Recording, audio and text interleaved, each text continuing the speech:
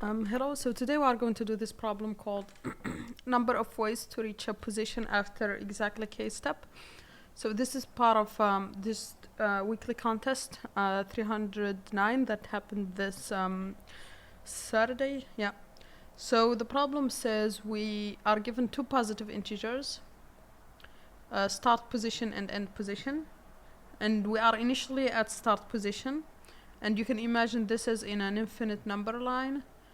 And with one step you can move either to the left or one position to the right. So you can imagine you have a start position, you have an end position, right? And you have sort of a line, and you can either move left or move right or move left, right?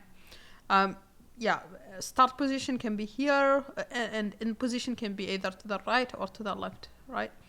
Like this. So we get also an integer k, which represents the number of steps, the exact number of steps we have to take to get from start position to end position. And the goal of the problem is to return the number of different ways to reach the end position, right? So the number of different ways to reach end position in exactly k steps.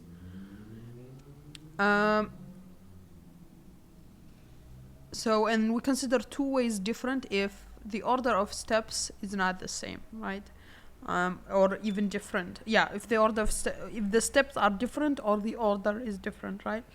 And because you are in the same line, like the last step has to be like going from the position before end to end, or like this from the position after it to it, right? So, but the ones before can be different. And this number line includes negative integer. And so the first example here is we start at position 1 and we want to go to position 2, and k is equal to 3. So we have different ways of doing this. We can start from 1 and go to 2, and from 2 go to 3, and then go back to 2. And so this would be in 3 steps: 1, 2, 3, right? Or we can start from 1, then go to 2, then go back to 1, because we can go left or right, then go from 1 to 2, and this would be 3 steps.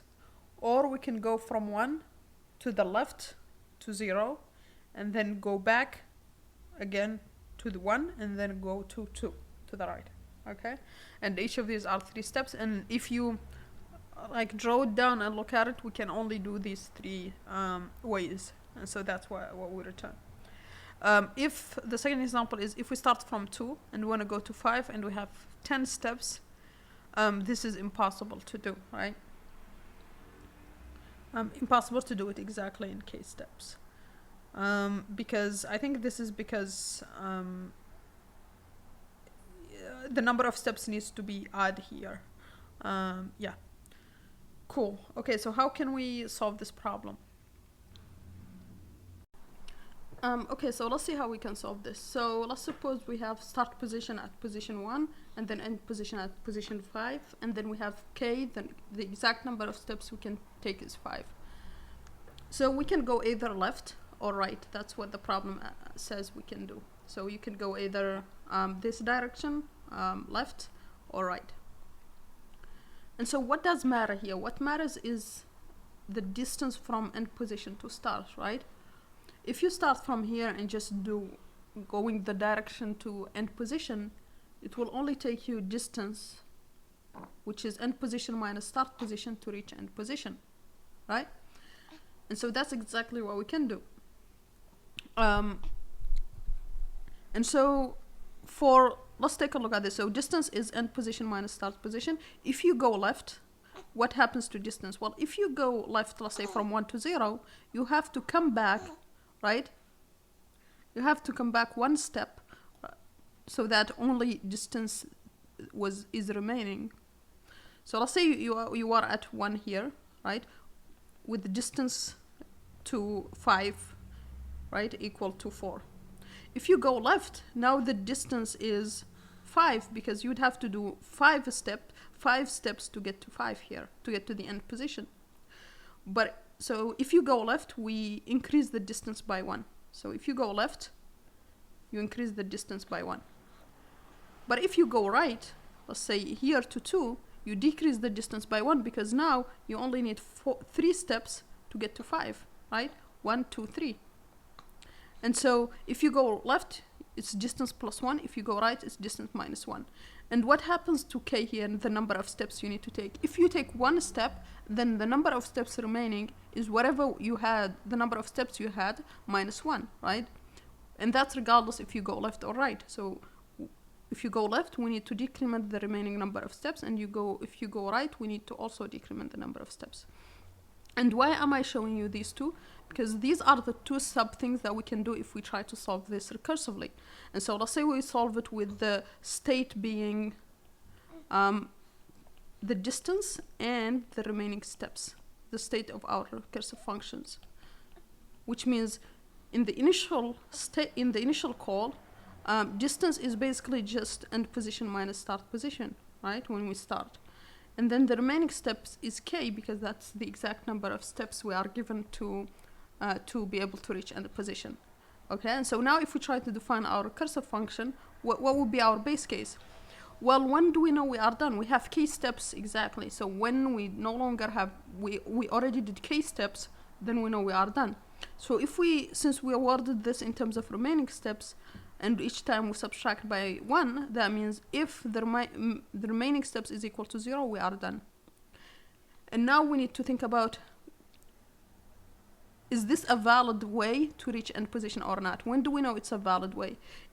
So if we reach end position and our distance is equal to 0, that means, so if our distance equal to 0, that means we were able to reach end position, because distance is basically the difference between our current position and end position. So if it's equal to 0, that means we reached our end position, and that means we found a valid way to reach end position. And so if distance equal to 0, we need to return 1 because we found a valid way. But what if we no longer have remaining steps equal to 0, but the difference is, let's say, 1? That means maybe we are here, or maybe at 6 here.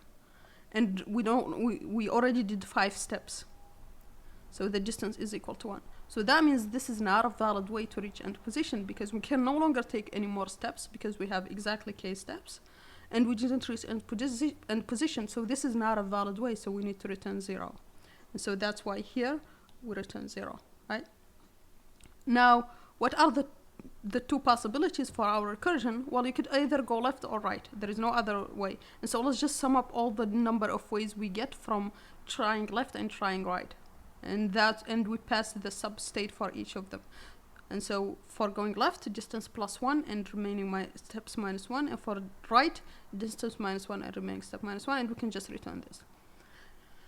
Yeah, and that's pretty much the idea of the solution.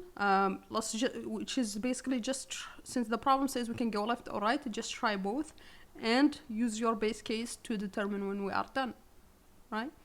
The main trick is to replace with the distance here, and then do the recursive function.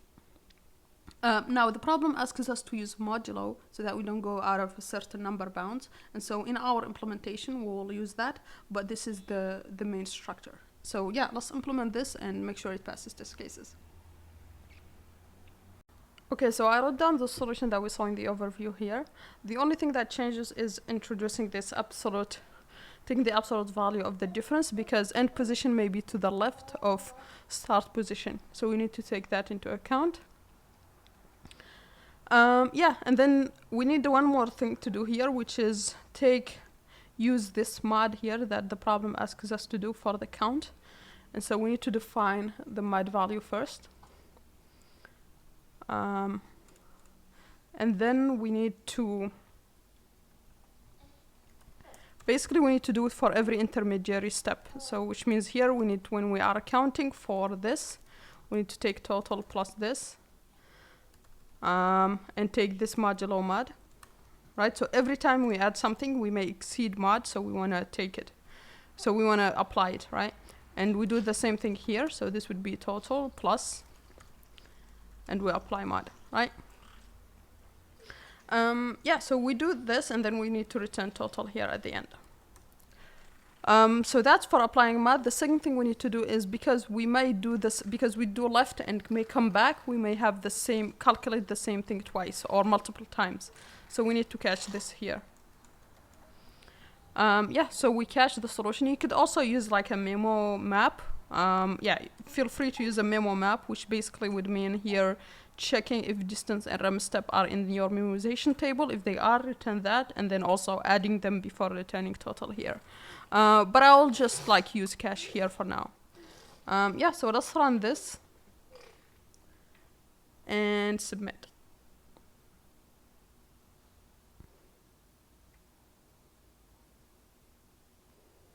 And this should pass test cases. In terms of time complexity, so yeah, that passes test cases. In terms of time here, we are doing 2 calls, right? And we'll do up to distance, up to k, right? Up to k calls. So you can think of it as 2 to the power of k, essentially. And k is not too big, so this should be good enough. Yeah, so I think that's pretty much it for this problem. Please like and subscribe, and see you on the next one.